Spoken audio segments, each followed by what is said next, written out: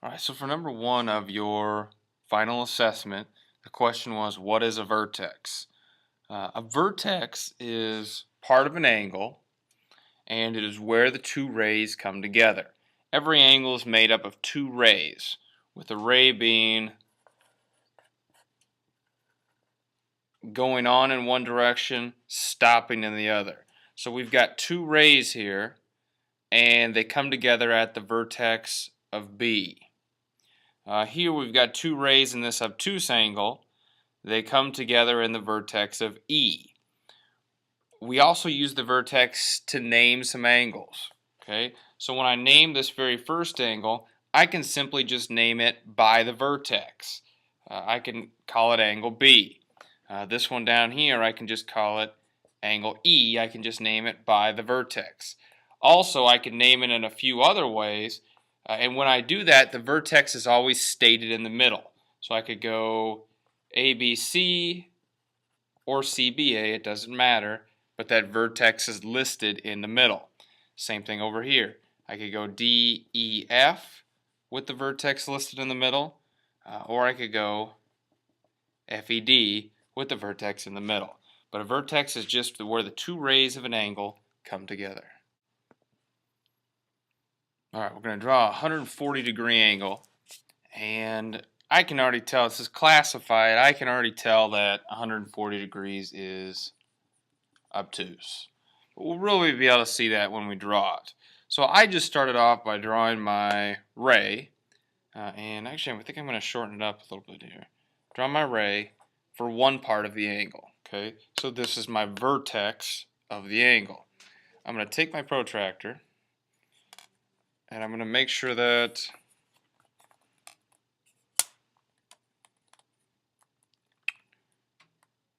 the bottom of my ray goes through the zero here. Okay, now I just need to find 140 degrees. So I've got two sets of numbers here.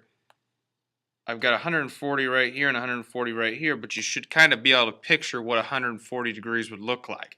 If I used this 140 right here, then my angle is going to go like this, and it's going to be closed. That would not be an obtuse angle. That would not be 140 degrees. So I want to draw it right here. The easiest way I find to do this is just draw a little point where the 140 degrees is, and then I could just take my protractor and basically connect the dots. I can go from the vertex through there, put a line there, put the end of the ray on, and I've got my 140 degree angle. Now if I want to measure it, I can do it a couple of different ways.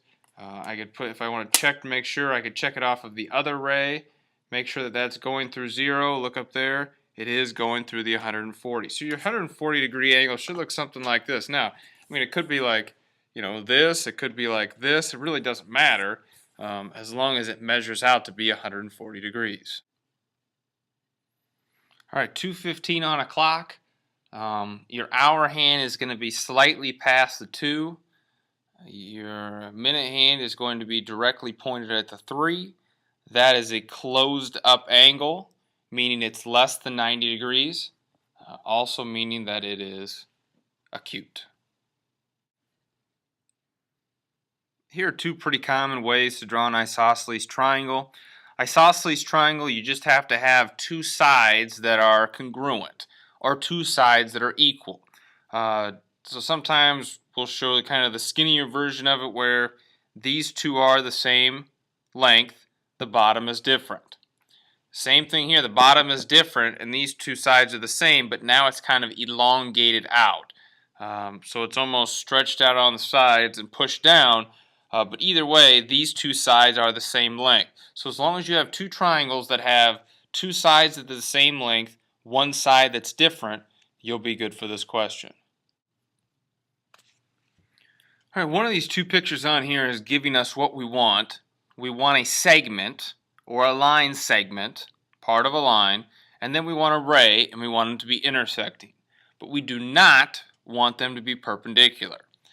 So an example like this would be an acceptable one. We've got our ray, we've got our line segment, and they are intersecting. But they're not making any right angle. So they're not crossing at a right angle, they're just crossing. if you look at the example I have over here, we've got our ray, we've got our segment, they're crossing, but they make this right angle right here, and that's not what the question's asking for. This is perpendicular. We wanted it to not be perpendicular. So this answer would be out. Something like this is what you want yours to look like. Alright, number 6. We've got our triangle here. I just drew kind of a freehand what I think it might look like. It really doesn't matter what it looks like. The angles are what's important, but I know that 130 is going to be kind of wide open, and that's what I've got. I've got an obtuse angle there, and I know 10 degrees is going to be almost completely closed, so I got that one right there. And then I've got my missing angle here. So we know that all the angles of a triangle add up to 180 degrees. So I know 10 plus 30 plus something has to be 180 degrees. So I know that these two together are 140, so I could just kind of play the guessing game here. 140 plus what is 80. 140 plus 40 is 180, so your answer to this question mark is going to be 40. Now, if you didn't know that, I could always take, if we have to get to 180 and I already have 140, I could take 140 off of there, what the remainder, what would be left would be. So there's 40. So my answer would be 40. Now, if I had to classify this triangle in a couple of different ways. One way would be, we've got an obtuse angle, so it's going to be definitely an obtuse triangle. If we have an obtuse angle, it's an obtuse triangle. That's how to classify with angles. Classifying as far as lines go, if I look at this side is different than this side, which is different than this side as far as length goes. If all the sides are different, that's going to be a scalene triangle. So the two ways to report this out, or the two ways to classify this, would be obtuse and scalene. Supplementary angle for 45 degrees. There's a couple of ways to look at this.